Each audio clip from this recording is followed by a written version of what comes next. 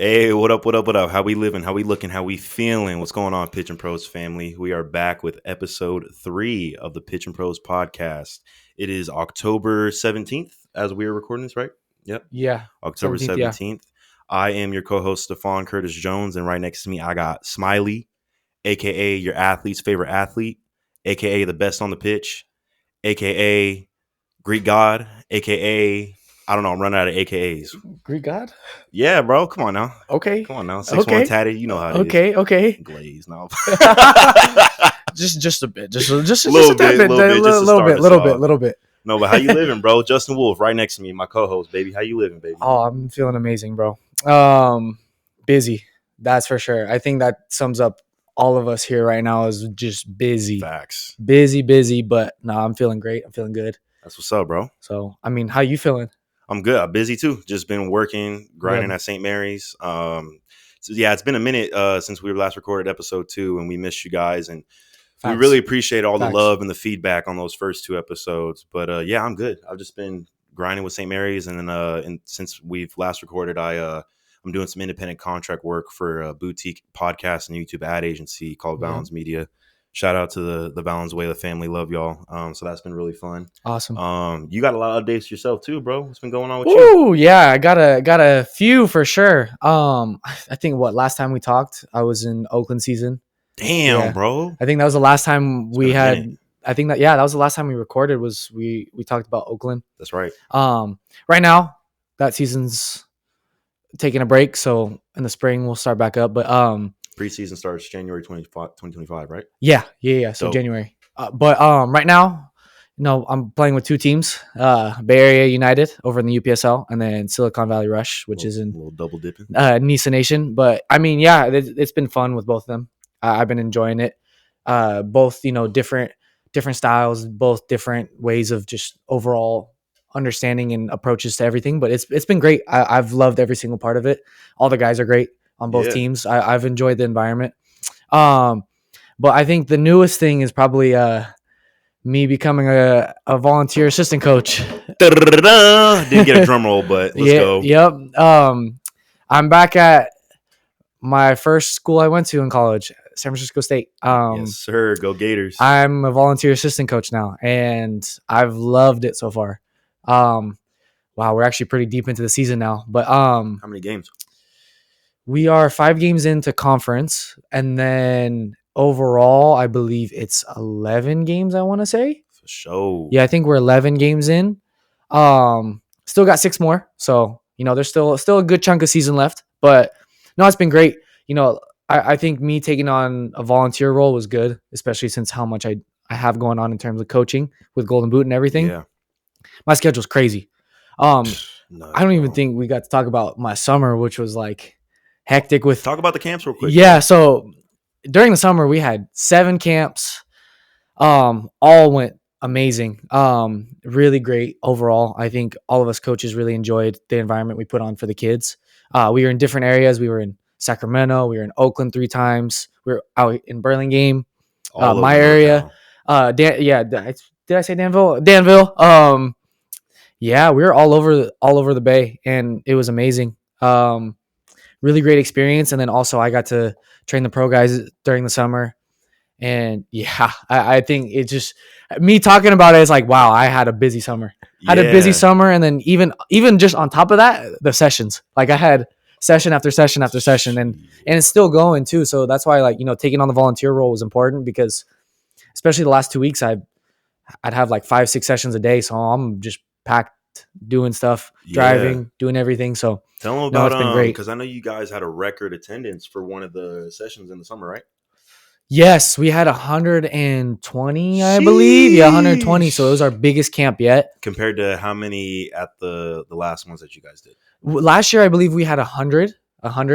And then the years before, it was just like a little bit less and less. Nice. But we've just progressed so much in terms of overall clientele, the amount of people that come to our camps. It's been amazing. This last year for Golden Boot and for myself overall has been absolutely amazing in terms of just growth and development and what's been needed for next steps. And yeah, it's been crazy for sure. Yeah, and then that LA trip. Talk about some of the pro guys, if you're able to talk about some of the pro guys that you're able to train with. Yeah, I'll touch on a little bit. Wow. I'm very grateful for you, Goose, for giving me the opportunity to do that. And I'm very grateful for Golden Boot itself for giving me that opportunity. Because I think coming into it, I was little bit like, oh, wow, like this is the big boys now. This is the big stage. Yeah. So I got to train Maxime Bussy, who plays for Stade Rem, excuse me, over in France in the Ligue 1. Um, awesome guy. It was really great working with him. Very humble. Um, he has like he works extremely hard, and I know he was still finding his way back to full fitness. So it was kind of like, trying to make sure we're gauging his fitness, understanding what he could do, what he couldn't do. And I think, just kind of getting that understanding, seeing the different level really opened my eyes to a lot. Yeah. It really opened my eyes to a lot. And then also like, getting the opportunity then right after training Sam Molino from Atletico Madrid. That one was that wasn't supposed to happen when we went. And that just kind of happened out of nowhere. And then doing that session was just also, it was just like another level too. Cause talk a little bit about how it organically came about. So that came about just from me and Goose literally walking around the Grove in downtown LA. We were in the Grove, walking around, looking around, just just doing our thing, just copping some drip chick. I don't even think we bought anything. No, we didn't. You got sunglasses. What you talking about? That was my LA trip later. Oh, I'm bugging. My bad. Yeah, that was my LA trip later. No, so we were just walking around, just kind of enjoying the time, enjoying the environment. We were hanging out, having some food, and then we went into, I believe it's Cool Kicks that's there, if I'm not wrong. I think that's what it was. A drip store. It was one of the shoe stores. I can't recall, but we went in there and he was telling me, he's like, that's a pro. I was like, what? Like I was kind of, I didn't know. Because genuinely I wasn't sure. Yeah. But he had like, all designer, all this stuff on. So it was kind of crazy. And then he's like, oh, that's a pro. I was like, hey, he was telling me to go do it. And me in that moment, I wasn't sure. And so I was like, he trusts his gut. I'll let him trust his gut. And I was like, you got to do it. He went up to him and then, he didn't really speak any English, but his friend did. And so we talked and then he brought up how he played for Atletico Madrid. And we're like, oh. And then after I saw that, like, or after we had talked and then we noticed and I noticed, I was like, oh, now it registered with me that like I recognized him. And I was like, okay.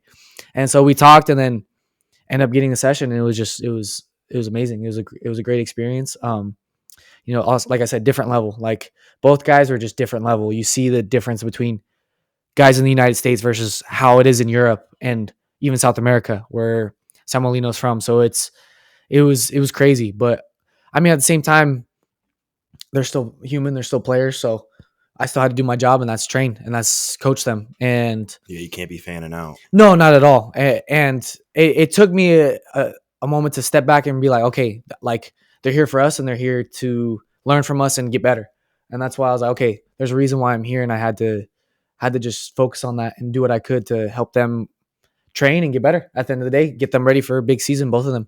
So yeah, it was great. And then just also experiencing LA, meeting new people. It was cool. It was a lot of fun. That's what's up, bro. I'm glad you had a booked and busy summer. That's always a blessing. Thank you. How about yourself? You go on, talk about your summer. Don't let it be just about me. It's together. My summer was chill because at St. Mary's College, our busiest season is when the men's basketball season starts, which is usually November to March. Yeah. And then after that, since I work in partnerships, it's really just focused on a lot of outbound sales efforts and renewing our current partner contracts. Mm-hmm. So once we get past March through June, because our fiscal year ends in June, it's really kind of smooth sailing. Just still trying to make book new business for the upcoming athletic season. Yeah. So it was chill. I didn't do too much. I was just really focused on prospecting new businesses and awesome. Filling in gaps and preparing for this year, which like I said, it's October 17th as we're recording this, and our men's basketball season starts November 4th. So we're in crunch time right now. Yeah, our external relations team is it's pretty busy. But my summer was chill. And to give you guys a little bit more context for some of the other reasons why it's been such a fat minute since we recorded, our boy Jay behind the cam was on a little trip. You went to what, Singapore, Vietnam, and where else? Indonesia. But homie got sick though. He got the Rona or something, a little stomach bug or something. But Yeah. we're glad they had a good time though. Made a little flick out of it. It was cool. But we're glad he's back. He was gone for what, 3 weeks? Yeah, about 3 weeks. So he's back now. Damn, Cam, you chewing loud as hell over there. God damn, our homie Cam is over here offset chewing loud as hell. What you chewing on, bro? What is that? Orange. Okay. Anyways, so yeah, we're glad to be back. Sorry, just a little call out right there. But yeah, and then some other things that are new with us too on socials. I don't know. For those of you who already follow us, you guys probably saw we started a new pro tip series. Yeah. Which is really cool. So every weekend I follow Wolf to his coaching sessions for Golden Boot, and after each session that he does with his kids, he'll really talk to them and kind of break down what they went through, ask them what they learned and everything. And I've just been really recording that because I really enjoy watching those moments myself. I appreciate that. And I figured it would be really helpful for you guys, our audience, to get his insight as a coach and as a semi-pro athlete. And then also too, we're going to continue to expand on it. I'm going to integrate some of my own pro tips as well, both journalism focused, business focused. It's going to cover the whole gamut. Yes, sir. Yes, sir. And then I know this is Justin's favorite song of the week. Oh, the best. Tell him about it. Song of the week. Every week, every Sunday. That's been our consistent thing, is every Sunday. We post our songs of the week. Just music that we've been listening to, whether it's consistently or just something that stands out to us from what we listen to during the week. We post about it and we want to share it with you guys because, I mean, music drives a lot of what we do on and off our pitches at the end of the day. 100%. So it's always fun to kind of, discuss, talk about our music taste, show you guys our music taste. Because, I mean, everyone has a different taste of music at the end of the day. So everyone vibes to different ideas, different wavelengths, all that stuff. So it's kind of, it's nice. So yeah, that's something that we started recently. Hope you guys are enjoying that. I hope that you guys are listening to our playlist that we put together. Yeah, bro. It's on Spotify. To be saucy. We got some vibes going. Yeah, it's been great. No, it's been amazing. But it's cool too because like we send each other songs back and forth all the time, bro. All the time. If you were to look at like our message feed, it literally is full of music. Like we're always sending each other stuff. If there's a new album or something that comes out, we're sending each other like specific songs on there, specific album. Yep. Or if we're just vibing, we're like, oh, yep, I remember this song, and then we'll send it to each other. Yeah, like, we're always talking about music. Yeah, literally. So we're always talking about music, talking about artists, genres. It's cool. So that we want to share that with you guys a lot more as well. Yeah, and because also too, like that's part of what we're trying to do with integrating more music content into what we're doing. Because obviously this podcast focused on giving you guys tools to be successful in sports, music, and entertainment. But we also want it to be like we want to transform this into a lifestyle brand. And we want to bring you guys with us because we call you guys family for a reason. Like you guys are along in this ride with us, and we just want to do dope stuff and share the music we like, and that also kind of leads into another thing that we were going to mention. So next year, 2025, that's when you guys are going to finally start to see guests. I know that was something we mentioned in episode 1. Yeah. We're just easing into it. Into it, just getting our rhythm, getting our flow. I think we're definitely getting more comfortable on screen, on mic. I would think so. Yeah, as time goes on. Yeah, absolutely. Yeah. So it definitely will help us going into next year, being able to now start incorporating different people to, just kind of fit the vibe and also just like, help you guys out and just understand other people's perspectives as well. You're getting our perspective, but, some other people that might have, more information than us at the end of the day. Yeah. So it'll be a lot of information for you guys to get to listen to, a lot of different experiences. So I think we're looking forward to that. I hope you guys are. Yeah, it's going to be a lot of fun this next year for sure. Yeah, and more to come on that. So definitely stay tuned. And segueing from our song of the weeks, Crody and I went to the Don Toliver concert, baby. Shirt out a little bit. Get that merch, you feel me? We didn't really plan it, but at the same time, I think it probably was planned that we were wearing the same thing. But twin. Okay, all right. Where have you been? I would continue, but I'm good. But no, it was cool though. It was such a vibe. And before we get into the concert itself, talk about what you think about the Hearthstone Cycle album by Don. How you feeling about all of it from start to finish? It's one of the best albums I think that's come out this year. Mm. In my personal opinion. But then again, I'm also a big Don Toliver fan. Like I've been a big fan since we went to the Astroworld concert. To be honest, Oh my God, when he first blew up, and everyone's like, "Oh, that's when we all first heard him." I know, but I know that. But at the same time, like I tried to dig deeper into his music. He started coming out with more albums, and I was like, "Oh, like just his whole vibe, his whole like persona, everything, and just overall his music is what I really vibe to. Is just like yeah, it really. I don't know how to explain it. I really don't. It's like the two. It's a good vibe. It gets me in a good vibe. his Just like sonics everything. are great. Yeah. So yeah, I think just the album that he dropped this year was great. I think it's definitely different to what he usually makes, which I think makes it makes it a lot more special. And I think just how from start to finish, I think you get a lot of good hits in there. Obviously, some songs you'll play more than others, but at the end of the day, like in my opinion, I could probably go through the album and I don't need to skip it. I don't need to skip songs. I know it's a lot of people are like, oh, it's hard to find albums with no skips. There might be sometimes where I'm like, I might not feel this song today, but if I really wanted to go through the whole album, I probably could because it's a good album. Which one's your favorite song? It's a pretty long album. Which one's your favorite? I just talked about this other day. Oh my gosh, I'm drawing a blank. I need you to say it first. Mine is definitely Backstreets with Tito Touchdown. That one, I met her last week. That's a vibe right there, bro. That's easily my favorite one. I'm really drawing a blank with. Here, I'll pull up the. Let me pull up the. I got it right here. So we got Kryptonite. Wait. Torah. I got you. Ice Age. Yes, that's what it was. Oh, with Trav? Yeah. It was Ice Age, and then also which one? See, we got Purple Rain, New Drop, Deep in the Water, 5 to 10, Last Laugh. Oh, Love is a Drug too. Ooh! That's a good one too. Dun, dun. Yeah, I think both those are probably my two favorite songs on there, and then just the two I listen to the most. But like I said, I think if I really go through the whole album, I could go through all of it and listen to it. Yeah. I know it seems like I don't listen to it because I couldn't think of the names, but I promise you I do it. I just He's good. My mind wasn't working in that moment. But no, yeah, those. I think overall it's a great album. Yeah. I think we had talked about this a little bit. Where would you rank it in terms of, or actually, where would you rank it in terms of his albums that he's come out with? Ooh. Well, okay, we talked about this on the car ride to the concert. Yeah. Life of Dawn, I didn't listen to too much. I actually was running it back today when I was getting some work done at a coffee shop. Life of Dawn, I'll rock with heavy, but I would say Heaven or Hell is definitely my number one because that was like the first album that I really listened to of Dawn. This one has like a special place for me now just because of the concert. So like, I'll probably put Hearthstone Psycho 2 and then Lovesick 3, and then Life of Dawn 4, and then like even though it's not a Dawn album, honorable mention to Jack Boys because that whole project is fire. What about Donnie Womack? Oh I haven't heard that. You really? I don't think that was his first album. That was like mixtape. I'm not a day one like you. I remember back in like high school, you sent me like one of the songs on that album. You're lying for real? I swear, yeah. Which one? Video Girl.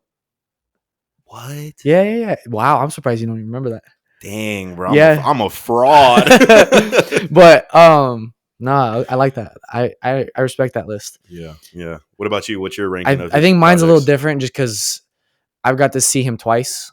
I've got to go see The Life of Dawn. That when he was on tour for that was 3 years ago. Got to go with my boy Joe. Shout out my boy Joe. I know he's in Madrid now. We got to go together. We were living together. We were living together, and we got to go when we were living in San Francisco. That was a great experience. But then also, seeing him a second time and seeing the growth and evolution of his, like the way he performs, it was amazing. That's dope. It was amazing. But I think those Hearthstone Psycho and Life of Dawn are probably like top 2 for me. Bet. And then it would go probably Lovesick, then Heaven or Hell, and then Donnie Womack. Dang, Heaven or Hell's 4 for you.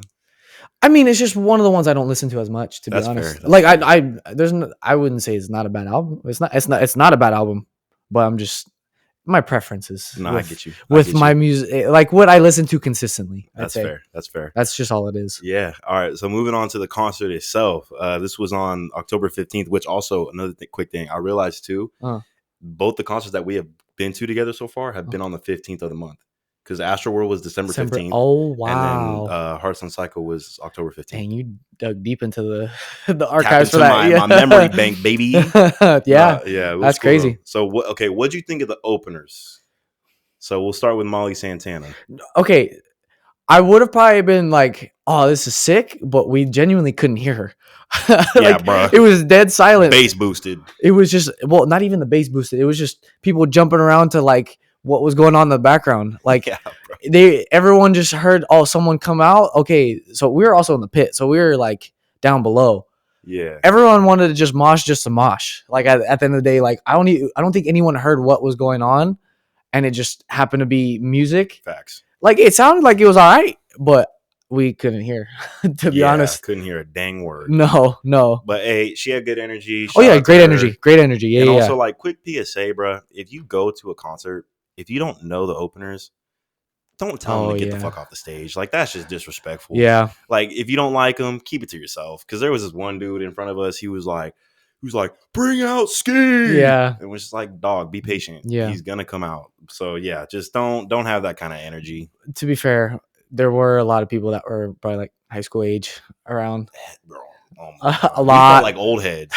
We're only 23. We felt like old heads, bro. Yeah, it was kind of crazy. Yeah, a bunch of little doing the Naruto run to the front of the line type shit. You know, we sound old talking about this. We do. we really do. But I mean, if you're going on to Mauna Leo, her vibe was cool. Yeah, her vibe was cool. Like, again, I couldn't really hear the music, to be 100% honest. Couldn't hear the mic. Most random person that she brought out was Stunna. Yeah, bro. She brought him out the trenches. It was so crazy because I'm like, this guy was back when like the baby was like blowing up and everything, and you're like, yeah. All of a sudden, I remember looking too. I was like, why does that guy look familiar? I was like, wait, that's Stunna? Oh, you know what I low key realized too? He low key looks like a light skinned 21 Savage. Like low key. That's crazy. That's all crazy. Right, bad comp. Yeah, no, she had good energy though. Yeah, I think also she was putting on for Houston, so that's what's up. Yeah, that was cool. I got family that was really cool. And then obviously the best for last opener, Ski Master Slump God, baby. It was I had talked about this with you like on the way there. Ski Mask was one of the people I wanted to see like since high school.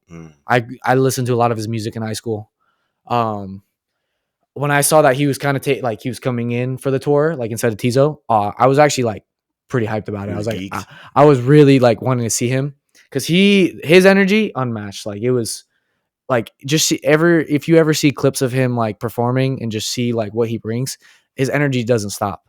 And it was cool how like the tributes he made for X, he made for Juice. Like it was really cool. And then he turned the energy right back up, and it was just like it was crazy. I think that energy he brought and all like just how he got literally how he got everyone going. I think everyone, by the time Dawn was like halfway through, everyone was tapped out. Oh my god, tapped out because the energy that Ski brought was crazy. Like everyone was so hyped, so ready, and it was. And he previewed an unreleased song too, that open up one where like he was like everybody was opening up more pits and stuff. Was it unreleased, or did he say it was like an old one? I thought it was older or something. No, there was one because DJ Scheme was the one who was running his set for the opener. And they said there was a unreleased track. Oh, I didn't realize that. Yeah, wow. It was cool. It was fire. Sick. Yeah, so Ski was definitely my favorite, and our boy Jay, he loves X too. So I recorded Jocelyn Flores because that was dope.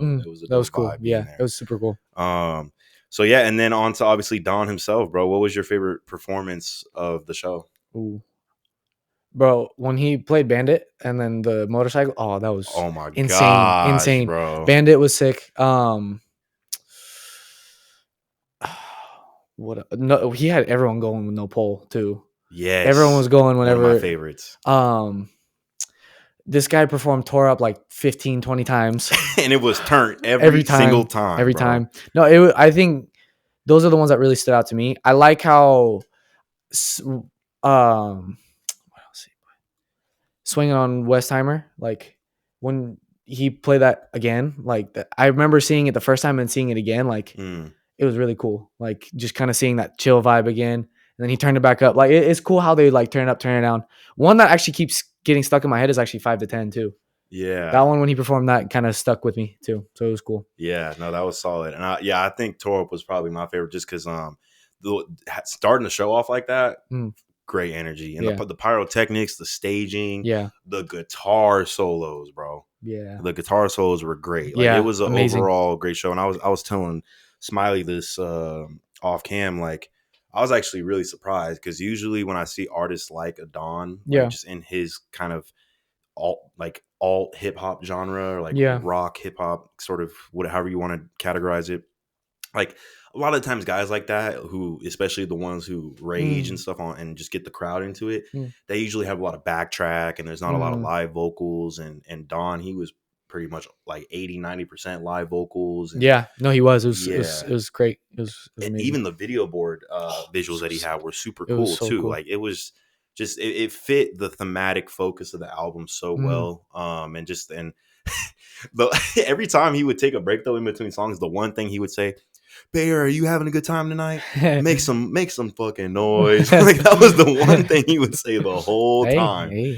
But it was cool. Good. No, it was awesome. And then there was a bunch of funny stuff that was going down too. Dude, random things. I still have the camera. Oh, I meant to bring that today. Oh yeah, I found the camera on the floor. Hey, if you're watching this and you went to the concert, you're missing the camera, I might have it. Yeah, we'll sell it back to you. No, I'm just kidding. It's pretty beat though, but I mean, yeah, because it was when we were waiting in line, there was this group of people and like we saw them using it, and then when we got inside, Wolf found it on the ground. Yeah, and then you wanted to return it to Lost and Found. I did, but we just never did. I think also because we got in line for merch and they were trying to kick people out, so I think we just said, I might just have to hold on to it. Yeah, and then like the funniest part, there was a dude in a wheelchair. Like they were holding him up in the mosh pit, and there's a video of it too.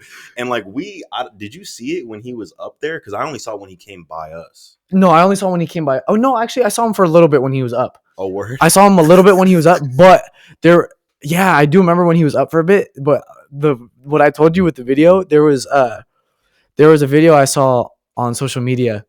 It was when Ski was performing. The guy was there, and he was in the middle, and then he fell out of it. That's nuts. Yeah, so I was like, he got trampled, right? Yeah, it was bad. That's tough. Yeah, see that. So go to these concerts at your own risk, please. Like, please don't hydrate. Yes, it's hot. There was one point where Wolf bent down. He's like, "Bro, this is harder than a full 90." It's a lot. Like, I guess my body felt worse today than yesterday. Yeah, bro, sore back and everything. It was tough. But I mean, still, like, if you ever go to a concert, like, just know what you can and can't handle. Yes. Please, like, we're not condoning you just going and being like, "Oh, I'm just gonna go mess around." Go out there and just see what happens. No, like you got to kind of prep. Yeah. You have to prepare yourself for like anything to happen. Because I mean, we've seen it with other artists, other musicians. Tragedies have happened. So it's like, you know, you got to be safe at the end of the day. So, you know, we did our best to be safe. I think we made sure we found each other every time. We're like, all right, where are we at? Oh yeah, bro. Most definitely. And and sharing is caring too. If the event staff starts throwing out waters, just pass them around. Yeah. Don't be hogging it. Everybody else is just as thirsty and dehydrated as you. So no, everyone was passing around. And then, bro, there was towards later in the show, there was this one dude that was in front of us, and he was rolling up, and he had a bottle of Hennessy with him, dude. Okay. Party foul. If you bring some smoke to an event and you drop it, just forfeit it. Because like if you pick it back up and like put it in your mouth, pause, like come on, dude, that's a party foul. Just give it up, because that's like there's so much germs and people step in and sweat. Like just don't do it. It ain't worth it. It was gross. It was seeing that. It wasn't the best sight. Any final thoughts on the show before we get into the meat of the show today? No, I think we covered most of it. It was great. It was a lot of fun. A lot of good moments. A lot of interesting moments. Shout out Lodi, California. Anyways, moving on. Yeah, moving on.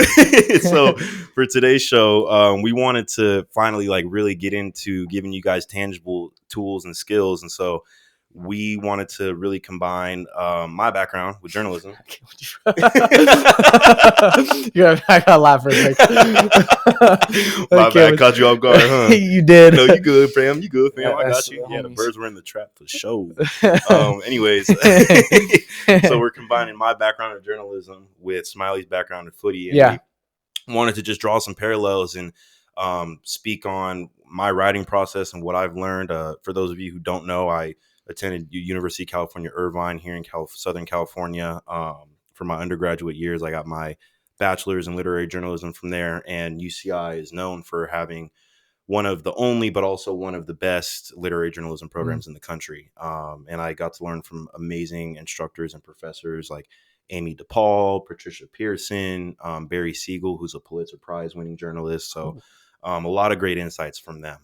So without further ado, we'll just jump right into it. And then, I'll ping pong off of you, bro. So to start, I want to really get into how you pitch a story. Because, for aspiring writers who, if you're in high school getting ready to go into college and you want to study journalism, or if you're actively in a journalism field studying, or if you're, past college or you don't want to go to college and you have an itch to write, but you haven't really started it or tried it out, this is really where it starts. And you have to pitch a story. So if you're on an actual team of writers, you have to pitch a story to your editor, and they have to approve it. And I'm a little rusty. It's been a minute since I've published work, and I haven't been a part of an actual writing section since I worked for the new university, which was UCI's school newspaper. So take everything I say with a grain of salt, because it's been a minute for me since I've actually been in the field. But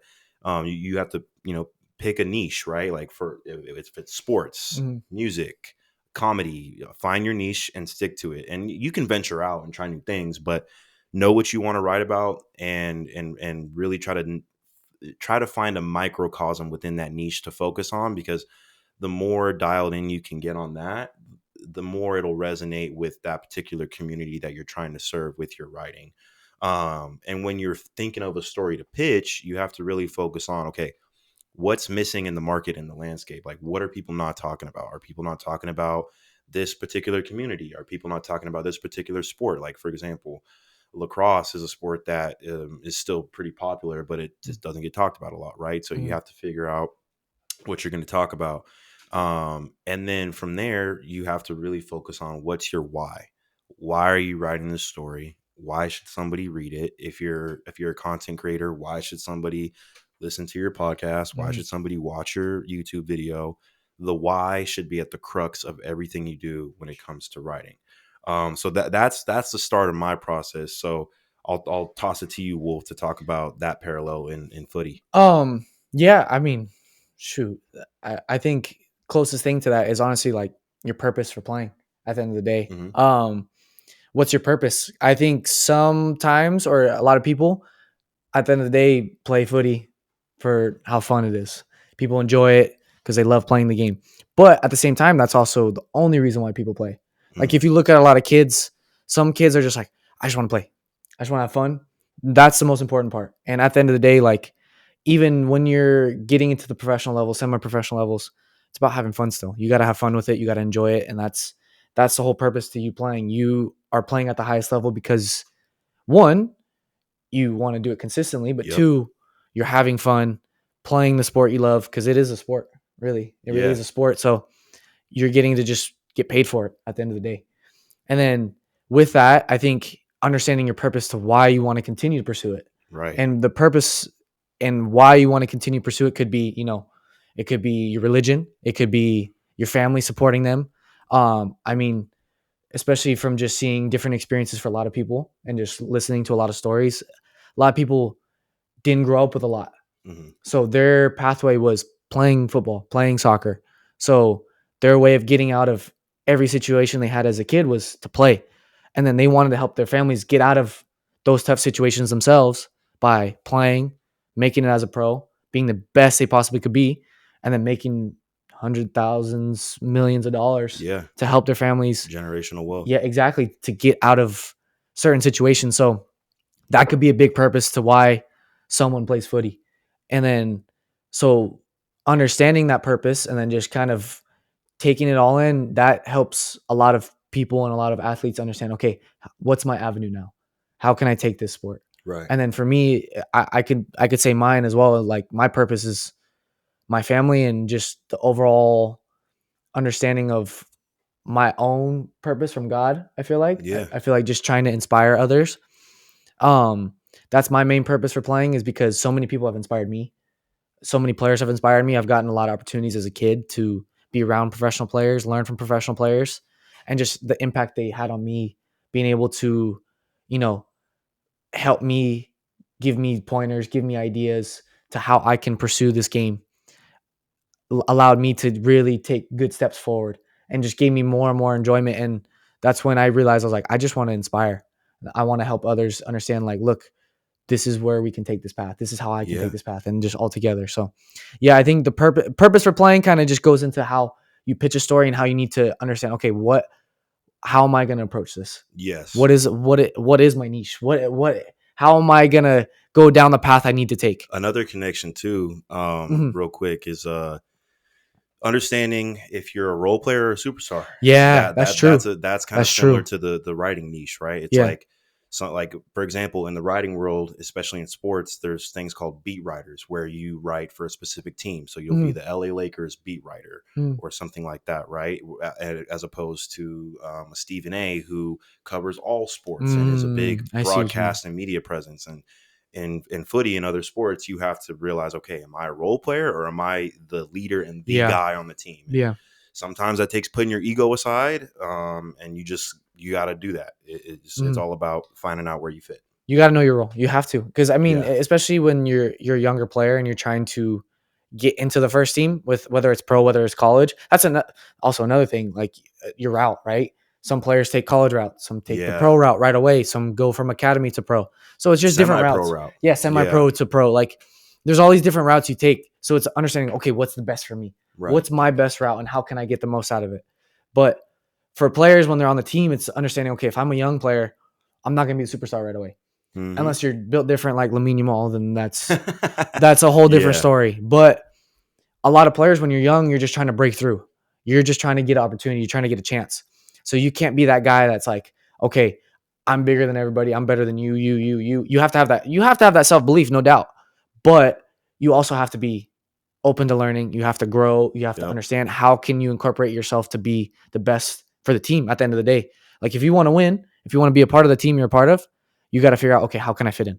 100%. How can I mold and adapt? Because at the end of the day, it's about adapting as well. You have to adapt to what is happening and what is needed from you in those moments. Very well said. And then going into the next part of the process is research. Because once you figured out what your story is going to be, and why you're writing it, then you have to Mm, put in the work. Because you have to, if you want an idea to really come to fruition, you got to put in the work for it. So my first process with researching is understanding my audience and the subject, right?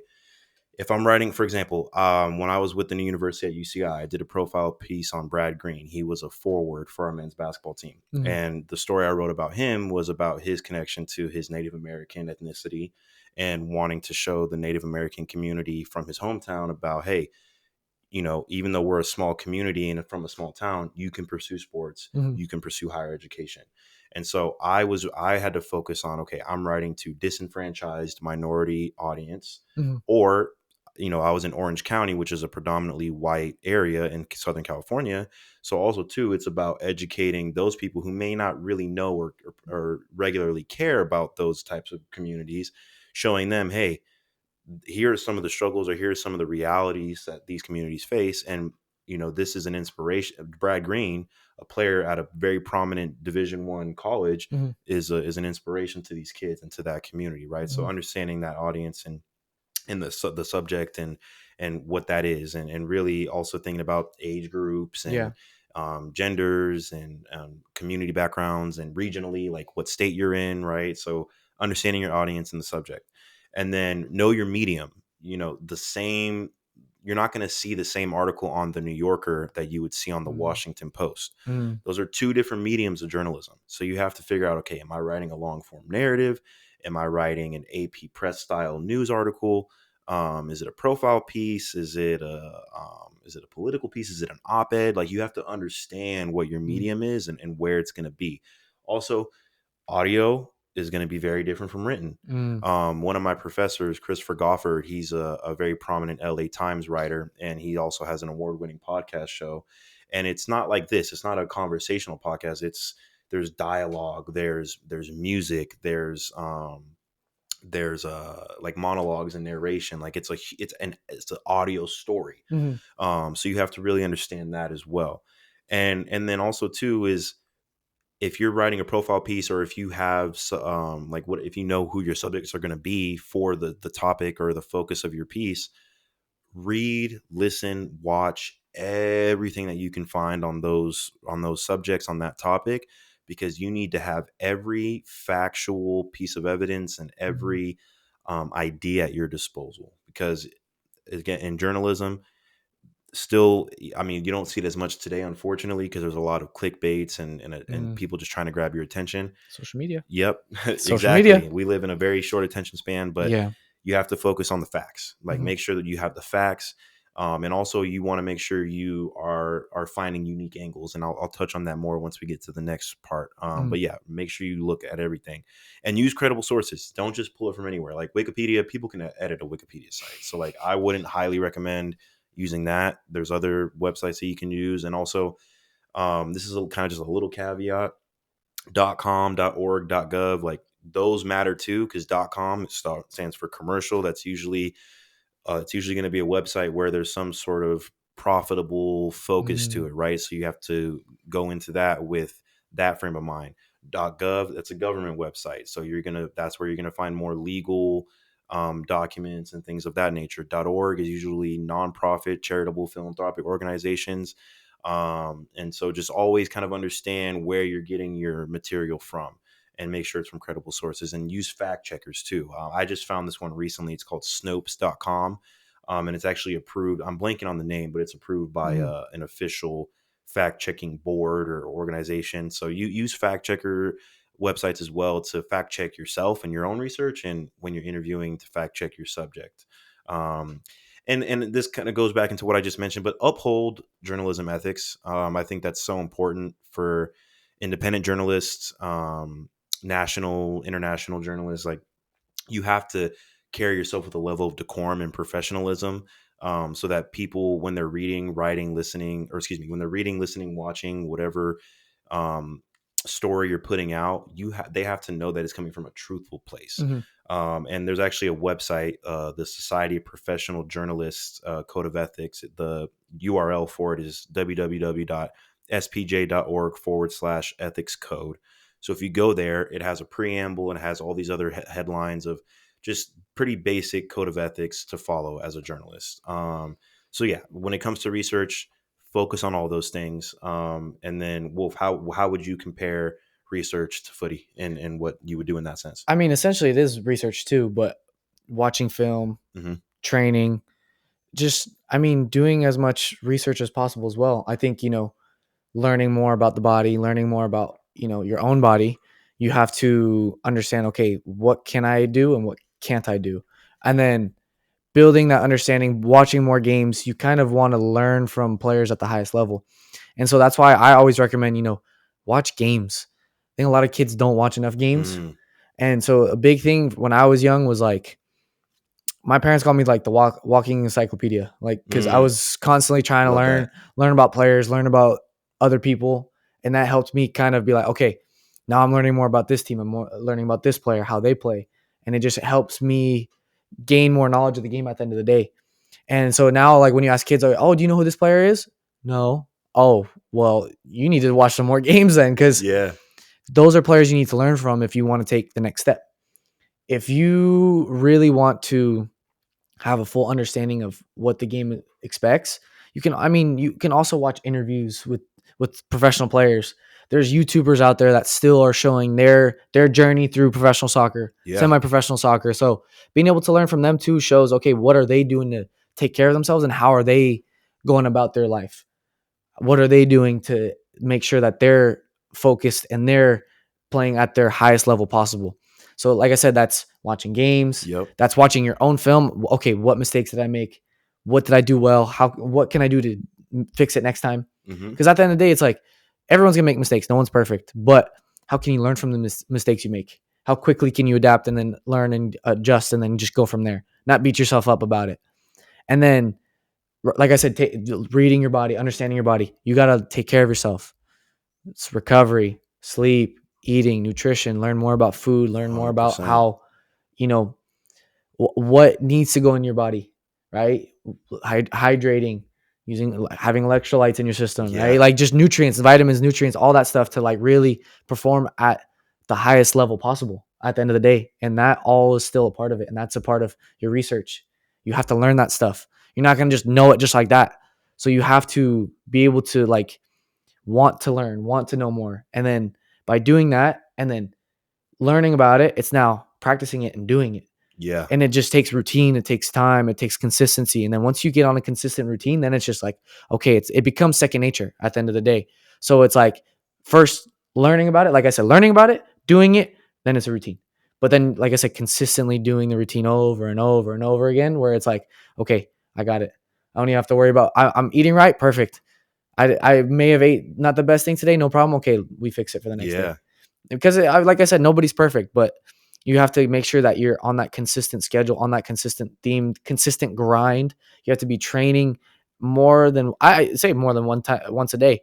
Like people think that team training is enough. It's not. No, you need an individual training.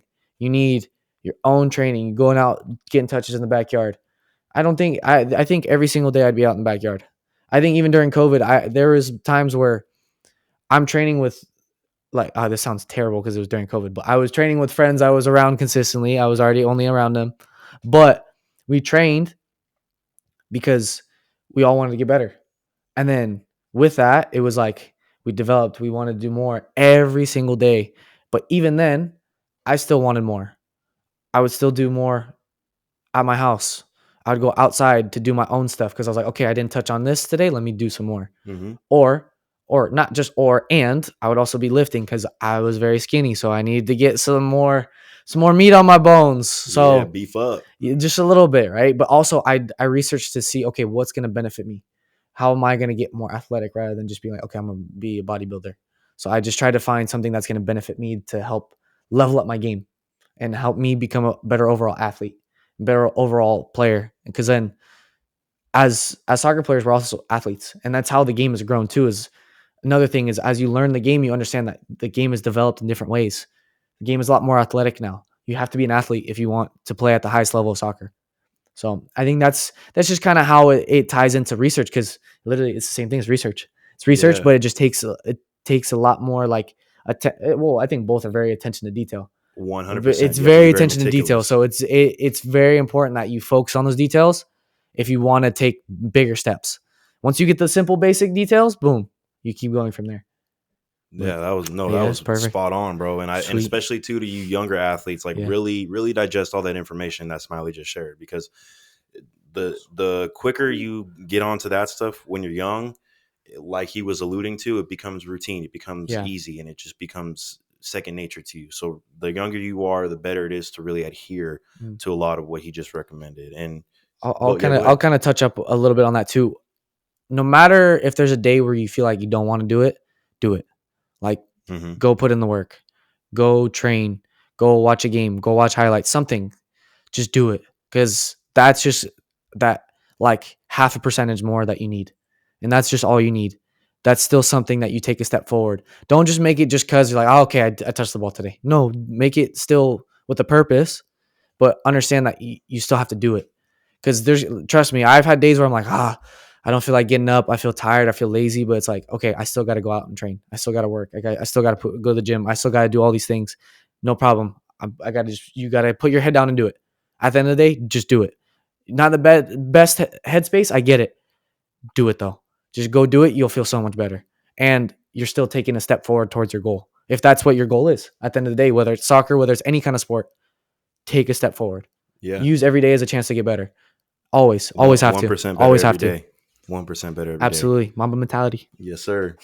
And moving on, another huge part of the writing process is interviewing. That's probably the most important, at least in my opinion, not just as a podcast host and a podcast listener, but actually having been out in the field and doing it. And so I would really recommend that everybody start with picking an appropriate interview setting. Like, because this is assuming that you already have your subjects chosen. You already know what your niche is for your story. You've already done your research.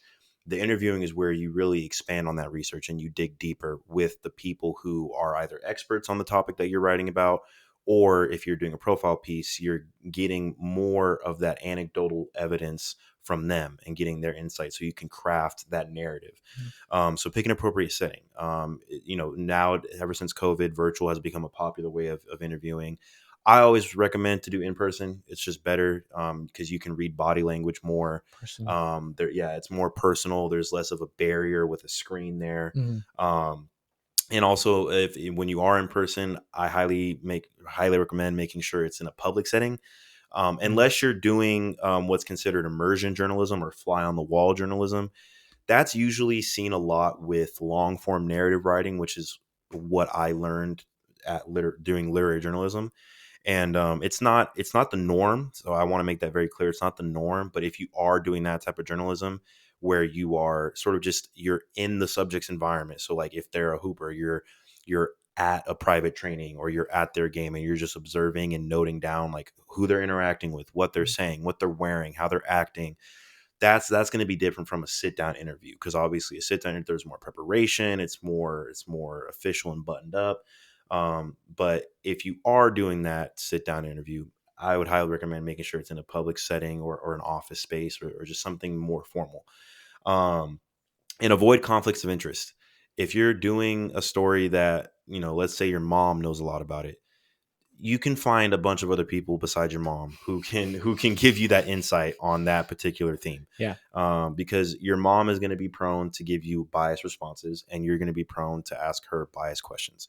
So avoid interviewing your friends and family unless they serve a very integral piece to your story. Otherwise, try to stay away from that. Probably the biggest thing, and this is like a pet peeve of mine, listening to podcasts and watching interviews, avoid yes or no questions and avoid this or that questions. So I have a couple examples for you guys. So here's an example of a bad question in the yes or no format. Are you happy that your team won? If I ask that to Wolf, he's going to say, yes. Duh. Like, obviously he's happy his team won. Hope so. If you want to get a more elaborate answer, you can phrase it like this. How did you feel when the final buzzer went off and you looked at the scoreboard? Because then they have to think. Like, it's not just a yes or no. Then they have to think, like, how did I feel when I looked at the scoreboard? Like, oh, I probably felt tired, or I felt relieved, or I felt excited, or I felt deflated. I don't know, whatever. And then an example of a bad this or that question is, did you mean to pass it to him or did you mean to pass it to someone else? You're already putting answers in their head. You don't want to do that because then you're controlling their response. And that's not what the point of an interview is. The point of an interview is to get information that you could not have otherwise gotten yourself. So one very, very relevant, I'm jumping ahead. An example of how to fix that is, what was your intention in the 80th minute when you passed the ball to player X? Because then again, they're going to have to think, okay, who did I pass it to? Okay, I passed it to him. Why did I pass it to him? Oh, I was crossing it. I was trying to we're trying to score. So then they have to think more, and that's what you want. You want them to think, and you'll know you're on a good path if they say, ooh, that's a good question, which like for me, I love getting that shit. Like I love getting those little reassurances, but that's how you'll know if you're on the right path. And then also too, this really stems from doing good, proper research. Ask questions that they haven't been asked before. Like try to really think of an angle that they would care about, because you want them to be able to talk in depth to your question, and that you haven't already seen or heard them respond to. So here's a very relevant example. So in the NBA, LeBron James and Bronny James, or LeBron James Jr., they're the first ever father-son duo to play on the same team at the same time in the NBA. Everybody and their mom was like, oh, Bron, how was it to play with Bronny? Bronny, how's it to play with your dad? Oh, are you guys going to call each other dad and son at practice? Like, come on, dog. Yeah. Like, everybody's asking them those same questions, right? Yeah. Here's a better question to ask. Hey, LeBron, many people have asked you how it feels to play with your son and what it means to be the first father son duo in the NBA. What does this historic mean to your mother and your wife? What was their reaction when it became official?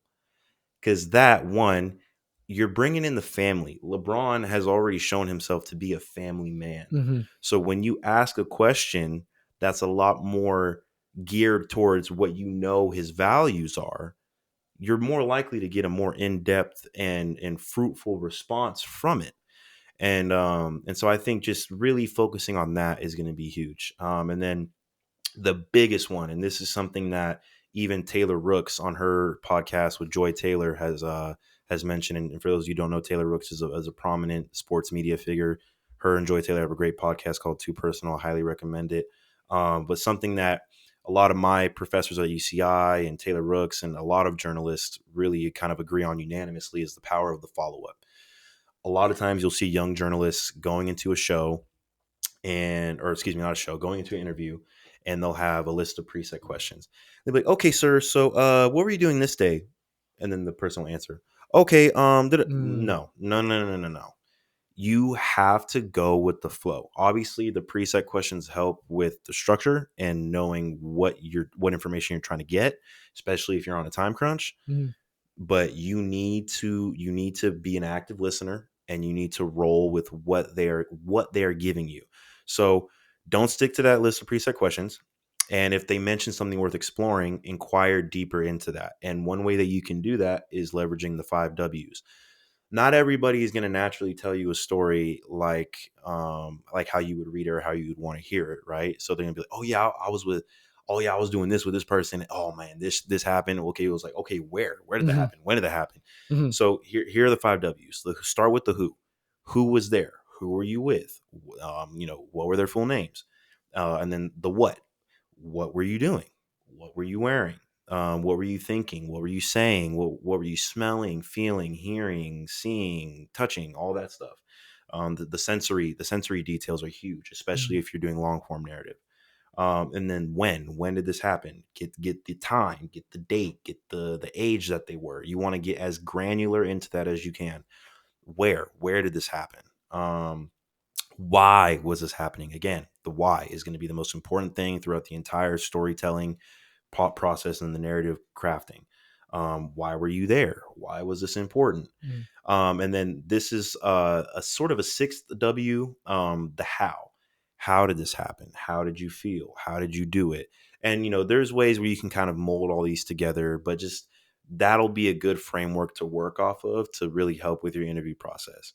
And take notes. A lot of people think that they have picture perfect memory, and by all means, cool. Like Yeah. I ain't gonna knock you, but I don't. So I take Mm. notes. Yeah. And I also make sure I also get consent from my subjects to record. And one thing to be mindful of, if you're in person interviewing and you get their consent to record, if the conversation is going well and and it's like a phone or a voice recorder and you have it on the table, like maybe they'll forget that it's there and it'll just be a good casual interview and you can get really juicy information. Mm. But a lot of times, if they know that there's an object there recording them, Mm. they're going to filter themselves and they're going to kind of um they're going to leave out certain things that maybe they wouldn't tell you if they weren't being recorded, right? But biggest thing, you always have to get consent.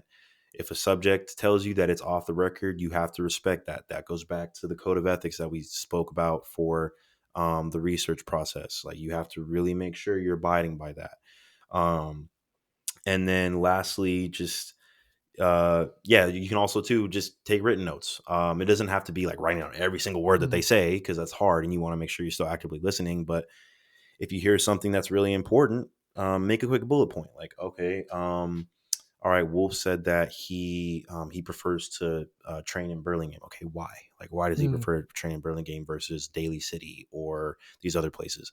So just like make bullet points like that, and that's really helpful to me. And I'm sure there's like more formalities that I'm probably leaving out, but I just wanted to give that rundown of interviewing. And so, Wolf, for footy, what do you think aligns really well with the interview process and storytelling?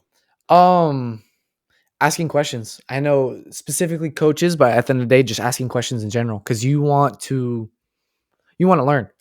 Right. That's how you get better at the end of the day is learning. You have to continue to learn because whether you, even as a coach and as a player, you have to consistently be a student. If you're not always just going to be a teacher, like teachers still have to learn. That's how you develop more as an overall, like I said, as an overall leader, as an overall teacher, because then the more information you have, the more information you can give. And then, especially, from my own experience, when I was younger, I was constantly asking my high school coaches, what can I do better? What can I do better? Looking back at it, I'm like, that was probably very annoying. Probably very annoying because, to be honest, I probably should have known what I could have done better, but I just wanted to find ways to develop myself. And I wanted to get better. I wanted to be better.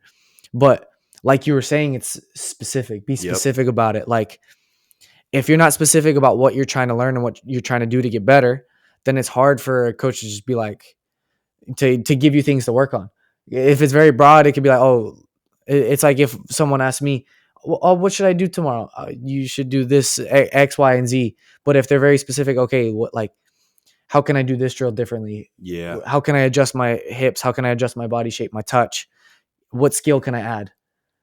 How do I do this skill? Like, something more specific helps you develop, and it develops different parts of your game as well because you're so specific to it. It's like, okay, this now sets me up to do something different. Yep. And so, I think asking those questions is key because I still have some kids that, they don't ask at all. And I can see when they're lost or confused. And I think it's important that we guide them in the right direction. But I always try to make it known, like, you guys can ask questions. I mean, even highest level college players, pro players, like, there's no problem to ask questions. Yeah. Because that you want to make sure you not just get it down or get it right. It's just like you want to make sure you're getting it consistently. So then that's what we always preach about, especially with Golden Boot, is like trying to master these things. You want to master it. If you're mastering a skill, mastering a movement, mastering anything part that has to deal with the game, you actually have to like learn it and you have to know about it. And if you don't, then how can you master it? Mm-hmm. If you just, it goes back to what the saying, closed mouths don't get fed. Yep. Right? You have to be able to talk. You have to be able to communicate. You have to ask. Like, trust me, I know there's quiet players. I know that. But if you're looking to take another step, you can still, I know people can be reserved, but when you ask those little questions, it's like, oh, okay, now I'm starting to get it more. Because some people are different too. You're different. There's different learners. So some people are very like, they physically need to see you do it. Yeah. They need to see you do it. But some can just be like, if you ask a question, you tell it back to them, like, oh, okay, that makes sense. And then they fix it from there. So it's just understanding, okay, what's my best approach to learning? How do I learn best? And then how can I keep learning from those who know more than me? Yeah. Because trust me, there's so much I still need to learn. Like, at the end of the day, I need to learn so much more still. But gotta have a growth mindset. Exactly. So I need to ask questions more. I need to be able to do more research. All these things. So it's at the end of the day, it doesn't stop. It never stops. If you want to get to such a high level, it doesn't stop. I mean, even if you look at the top coaches, like going away from players too, you look at Pep Guardiola in football. He hasn't stopped adapting. He changes the way football is played constantly because of how much he's learning and trying to ask and grow and understand just different concepts left and right. And he comes up with his own concepts because of just how much he's learning. And that's what you have to do at the end of the day. If you want to learn and adapt, you have to keep doing it. You have to ask. You have to be researching. You have to be wanting to know from more people because you have to get different perspective. If you have one perspective and like you're talking about bias, if you have the same perspective over and over again, you're not really getting much better because then it's just going to kind of keep going into, okay, why isn't this working? Oh, we all see eye to eye, no problem. You're not going to take a step forward. You need that little devil's advocate in there to help you out and be like, oh, maybe I should do this. Maybe I should work on this maybe I should work on my left foot rather than doing right foot all the time. Yeah. Maybe I should try this tactic tomorrow. Maybe I should move this player in a different position. So it's being able to have that devil's advocate with you asking questions, the tough questions to other people. Because it's hard. It's hard to ask that and like be wrong. People don't want to be wrong, especially nowadays. If you're wrong, it's like you're like frowned upon. Like people, like you get judged, but there should be no judgment with you wanting to just know more. Like that's all it is you just want to know more, you want to learn. So ask questions, be wrong. There's no problem with it. Like if you don't know either, no problem. Learn it. Ask Mm-hmm. it. That's all that's how I see it with interviewing. It really correlates a lot at Yeah, the end of the day. It's just from a different outlook, a different perspective. It's like it's still really storytelling at the end of the day. of course. So I think that's how I kind of see it intertwining with interviewing. Bars, son. I hope you guys are digesting that because that was incredible. And then we'll get through these last few some quick hitters just so we can get to our closing segments because we don't want to take up too much of your guys' time. We appreciate y'all listening Thank to you this very full much. broadcast. Thank you. So next is your headline and your lead. So you want to keep it punchy and relevant because this is how you reel in the reader. If you don't have a first line or first graph that is very punchy and interesting and it piques curiosity, you're not going to get that click or you're not going to have that person read on. So then the rest of what you write isn't really going to matter to them, and that kind of still brings in remembering the why. Like that's going to be how you craft that lead and how you ultimately craft that headline as well. And the best way to do this is to read examples of leads from journalists who you like. Make sure they're prominent ones or they're ones who, it could be local writers, it could be national writers, dead, alive, doesn't matter. Just like read any sort of articles and journalism pieces you can, and just study it and see how they start their stories.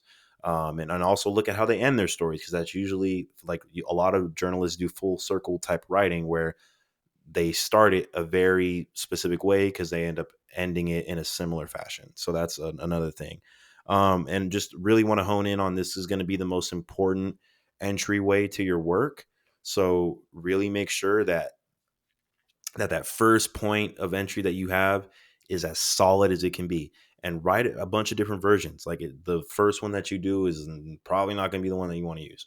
So play around with it, have fun, try things that you think are maybe weird or corny. It just obviously keep it factual, keep it relevant, keep it on brand to the story and the narrative focus, but be creative because that's how you're going to get somebody to want to read more. And this is very similar to a first touch in a footy. So we'll take it away. Yeah, I was about to say, I was like, what's the first thing that comes about in a story? Well, for footy, it's first touch, right? So in order to really be successful on the pitch, you need a first touch. You need to be able to control a ball. I know it seems very simple, but I promise you, a lot of players don't understand that. I promise you. Even at his level. Yes. But it just takes time to train. You have to train your first touch. You have to develop your first touch. You have to constantly literally be touching the ball. The ball has to be your best friend. That's always what I try to express to the kids is like, you're making the ball your best friend. And so being around it so much, touching the ball, getting touches, ball on the wall, all that stuff, you got to develop your first touch. So, and if you get a pass fired into you, how can you handle it? It's stuff like that. Point. Being able to control a pass, control a shot, control your dribble. You have to have a first touch to set you up. Like I said, first touch sets you up for success. My first touch sets me up into space. My first touch sets me up to find that final through ball. If I'm trying to get out of pressure, someone presses me, I need to have my first touch away from the player. If I take a first touch stuck at my feet, it goes under my feet, it goes all over the place. Probably won't succeed. I won't succeed with that action. So if I'm not succeeding with that action and it's consistently showing that I don't have a first touch, good luck. Good luck at the end of the day, because you have to develop it. You have to make sure it's sharp, it's clean. Obviously, everyone's going to have a different first touch. It's not going to be perfect, but you need to have a good one. You have to develop it so it's like you can deal with uncomfortable situations. Because, like I said, like the game of football is it's always situational. Things change left and right. You're never going to get a clear picture that you think you might see. Something might change in that split second. So it's being able to adapt. And then my first touch, if I adjust with my little movement, my hips, bringing it down, whatever it may be, that's going to allow you to succeed with your next action. So yeah, your first touch is it's pretty important. And I'd probably say it's the most important too, because you need to have the technique down if you want to succeed. Yeah. And I know, like I kind of touched on earlier, yes, the sport is becoming more athletic, but if you want to reach the highest level possible, you need to be technical. You need to be good with the ball at your feet. And especially with how the game is still developing, from goalkeeper to defenders to midfielders to forwards, you need to be good with your feet. You have to be now. It's a requirement. That's how you succeed in this game now. So it all comes down to your first touch. Your first touch allows you to have the rest. Yeah, it's all fundamentals, all fundamentals. And next is scattering the goal coins. This was a concept introduced to me by Barry Siegel, again, Pulitzer Prize winning journalist. He's written for the LA Times, and he's done a litany of other work. I had a workshop with him, and I had an ethics class with him back at UCI, and he's a very incredible instructor, incredible writer. And the scatter the gold coins phrase that I don't know if he coined it, pun intended, but he passed it down to our workshop. And it's really just, don't give your reader everything at the beginning. Like, you're not going to tell them the big reveal of your story in that first graph. Like, when you watch a movie, sometimes the trailer spoils it, but like the trailer is just to get you interested, and then you go and watch the movie, and then as the movie goes on, then you start to see the plot unfold, and you start to really see things come to life. Same thing with writing, same thing with constructing a narrative and having effective prose. Scatter those gold coins. Put a little nugget here, put a little nugget there. Keep them interested. Keep them wondering. Okay, where is this? Why is this relevant that they're mentioning the color of his shoes, or why does this bird matter in this scene? Like, all of it has to culminate into one overarching theme or focus. So just keep that in mind as you're constructing your prose and your narrative. And foreshadowing and full circling is it's a fun thing to practice and to master, because me personally, I find those to be the most interesting stories to read. So Wolf, how does that correlate in footy? I think it correlates to a few things, actually. I think big one is like your game tempo and rhythm, but also your decisions that you make at the end of the day too. I think they all kind of correlate in the same way. I know it seems like it's three different things, but in terms of how it relates to scattering the gold coins, because you need to make the best decisions possible on the field. Yeah, you're gonna see so many different ideas, but it's in that split second. Okay, how can I make the best decision? I may see 2-3 different pictures. What's the best picture? How's that going to help me get closer to the goal at the end of the day? Yeah. Right? The goal is to score goals. You got to score. So how can I set my teammate up? How can I set myself up to get closer? How can I help my teammates build with the way we want to play? Is it direct? Is it short passes? Is it counterattack? When the ball go forward? It's different styles of play that have to do with it. And also in terms of game tempo and rhythm, it's about finding that what the game is giving you. The game gives you different speeds. Sometimes you might come out, two teams are just flying, going at each other, one end to another, back and forth, back and forth. There's going to be a moment in that game. Okay, how can I slow the rhythm down? How can I slow the game down? Okay, how can we now set the tone? If it's so back and forth, both teams are like, okay, I want to go. No, I want to go. I want to go. It's like just like back. It's like ping pong and going back and forth. So it's being able to be like, okay, how can I slow it down now? If I slow it down, how can I cause them problems? Okay, now let's speed it back up. Now, like, you're trying to take charge with individually, but also team wise. So it's being able to understand, like I said, what the game is giving you, the speed that it's going at, and just being able to have that rhythm within the team, because you got to have rhythm at the end of the day. I say football's like dancing. It's like you got to have rhythm if you want to be able to do anything with the ball, being able to work cohesively. Like, you need to have rhythm altogether, because it's like choreography in dancing. You got to like go step by step. When you're in a game, you got to go step by step. It's not going to just be like, all right, let's go. Goalkeeper, go to goal. Say, hey, sometimes it happens. Sometimes you got to get, there's been times where goalkeeper punts it in, but it's like, you got to find a certain way to build. Maybe it's the best option, go goalkeeper to forward. Okay, boom, bring it down. You have different ideas. Or depending on what you see, maybe you're like, okay, let's go from goalkeeper to backline to midfield to forward, back, boom. Just, it all depends on your rhythm, the tempo, what's brought to you. So I think that's just kind of how it correlates in that way. And like I said, the tempo, the rhythm all comes with the decisions you make. Mm-hmm. If you make the wrong decision, maybe the speed of play wasn't right.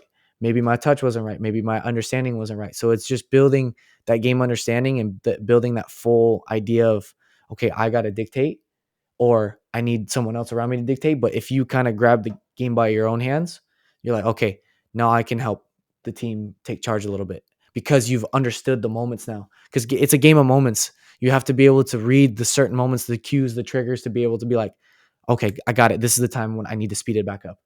This is the time of, oh, okay, they're not stepping too much. Okay, maybe I can slow it down. Maybe they're starting to shift. Okay, maybe I start to speed it up quicker. Yeah. And then now it's just like boom, boom, boom. Those are decision making. That's the decision making part. That's the game tempo. That's the rhythm. Boom, it goes from there. I love that. I love the dancing analogy too. I thought that was I great. appreciate that. And when in writing, when you are crafting your paragraphs, you have to make sure that you're supporting it with dialogue and still keeping those punchy and effective one-liners. If you have all quotes from your interviews and from your subjects and no context, or you have all context and no quotes, it's not a story. You got to craft. You have to craft scenes. You have to bring it to life. At least in long form narrative. In more news style writing, obviously quotes are still a huge component of the article. But especially in long form narrative, if you really want to craft a scene and craft a story, you have to have that good blend of dialogue and also context with the facts from the research that you did, and really leveraging the interviews that you did to get those one liners from the interview, or maybe if you're doing immersion journalism and you're observing a conversation, really dial in on that and try to record or document that dialogue as verbatim as you can and incorporate it into your story where it fits. And this relates pretty well to on and off field communication, right? Yeah, absolutely. First, I want to say great transition earlier. Appreciate it, Cody.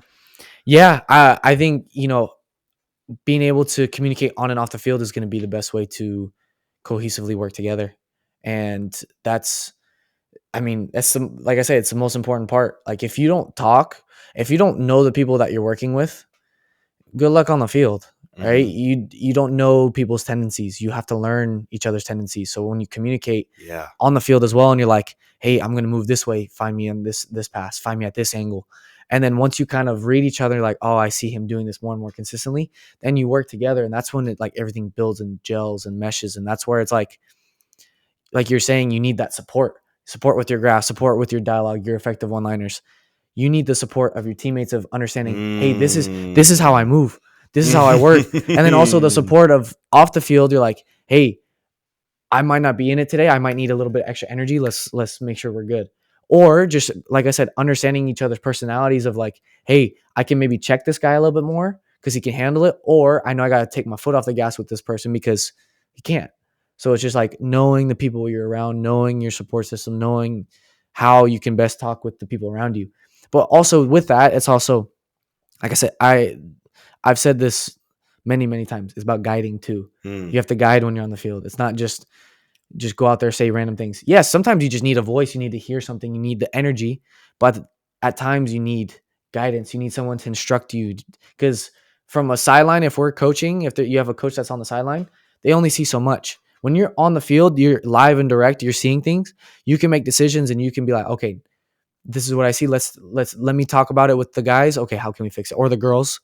Let's talk about it and let's fix it. Let's adjust. And then you can be the one to be like, all right, let's shift a little bit more this way. Let's press this player. Let's go this side. So it's just being able to actively communicate and be open to communication left and right. Like I said, on and off the field. Bars, son. Oh my god, so much free game right now. All right, these last three before we get into our closing segments, we'll get through these quick. So read more than you write. It was something that Patricia Pearson, one of my instructors at UCI, told us. She said to be a great writer, you have to be an even greater reader. And I'm sure other professors have also echoed that same sentiment. But read, and read different genres, read different types of journalism from different mediums, like the New Yorker, Washington Post, New York Times, like any journalism medium you can find. Read different types of stuff, different journalists, and also too, write every day. Like if you wake up in the first thing in the morning, you can do like a 10-30 minute brain dump. Just write whatever. It's going to feel awkward. It's going to be hard, but put pen to paper, or if you prefer to type, get your fingers on that keyboard. Like you got to do what you can to just continue to practice that. Honestly, it's something I haven't done a lot lately. I want to get back into it, and that's something that a goal of mine, but it's important, especially if you want to be a consistent writer and consistently publish work. Read a lot and write every day. It doesn't have to be anything substantive that you write, but just write every day, like, because you want to get your brain focused on that craft. And also too, reading expands your vocabulary. Talking through social media, through text, like, it's not, a lot of people use abbreviations and they use improper grammar, or they use misspelled words. So that's not the best way to really maintain or expand your vocabulary. And so reading, especially reading different genres of writing, is really going to help with that.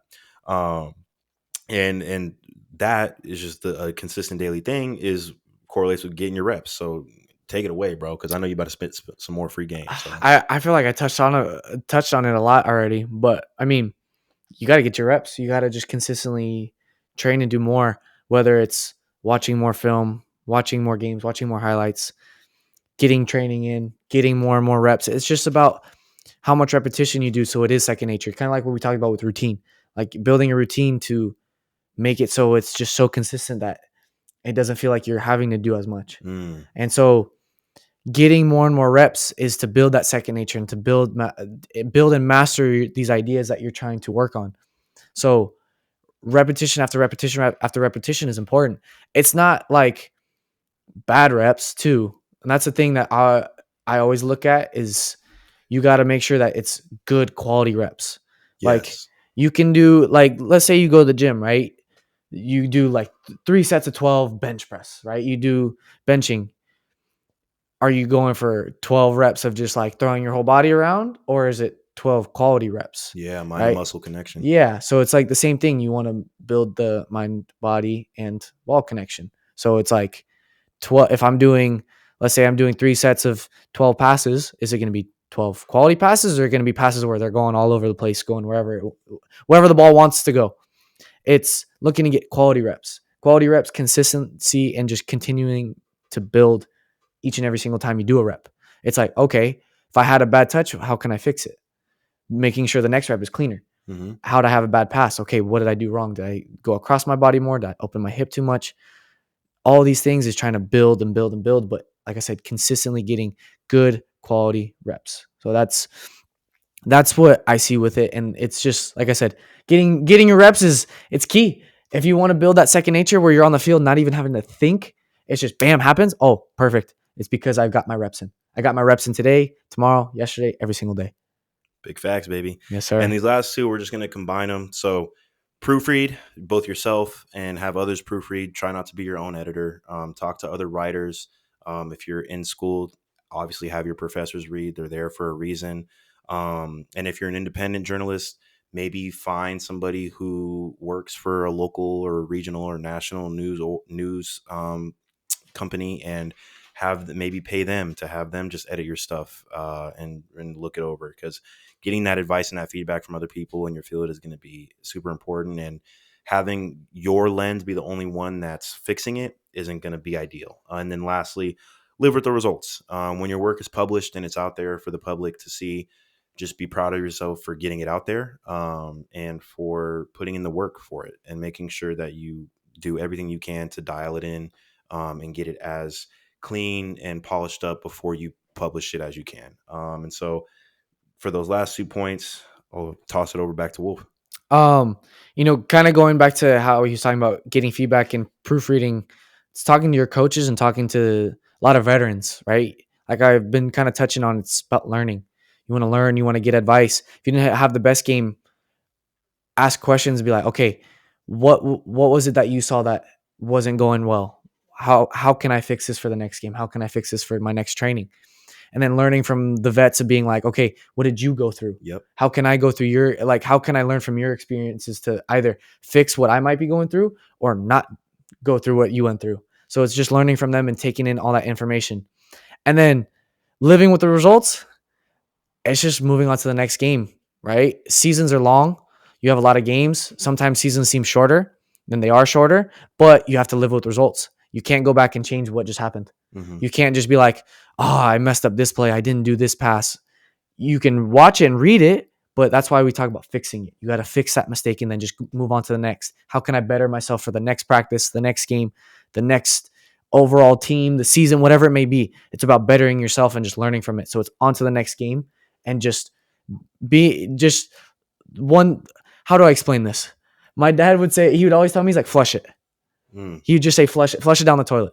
Yeah. That's what I wanted to get to. My mind was going all over the place. Flush it.